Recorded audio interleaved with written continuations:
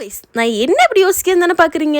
சரி, ஆர்டரோவில் இன்னைக்கு போர் அடிக்குது, ஏதாவது பண்ணலாமே தோணுச்சு. அதான் சமையல இறங்கிட்டேன். சமைக்க தெரியாத ஒரு பொண்ணு பாஸ்தா குக் பண்ணா எப்படி இருக்கும், அதான் பார்க்க போறீங்க இந்த வீடியோல. பாஸ்தா செய்யறதுன்னு பெரிய விஷயமா கேட்டா எனக்கு பெரிய விஷயம் தான்ப்பா, நான் ஒத்துக்கிறேன். அதெல்லாம் நமக்கு இந்த யூடியூபக்கா இருக்கிற வரைக்கும் பிரச்சனையே இல்லை சொல்லி சமைக்க ஆரம்பிச்சிட்டேன். ஒரு அளவு வரைக்கும். எந்த அளவு வரைக்கும்னா தக்காளின்னு சொல்ற அளவு வரைக்கும். பிகாஸ் எனக்கு தக்காளி பிடிக்காது. அதனால யூடியூபை ஓரமா வச்சுட்டு சமைக்க தெரியாத ஷெஃபே களத்துல இறங்கிட்டேன்.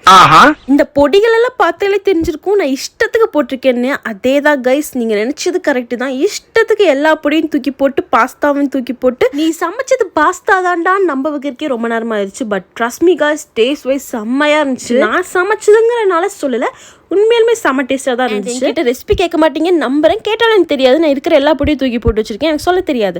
அண்ட் ஆல்சோ அப்கமிங் வீடியோஸ்லாம் நான் நிறைய குக்கிங் ஸ்கில்ஸ் காட்டலான் இருக்கேன். ஸோ என் பேஜை ஃபாலோ பண்ணிக்கோங்க, யூடியூப்ல சப்ஸ்கிரைப் பண்ணிக்கோங்க. அப்போ சரி, நான் நெக்ஸ்ட் வீடியோ பார்க்கலாம். Tata, bye bye.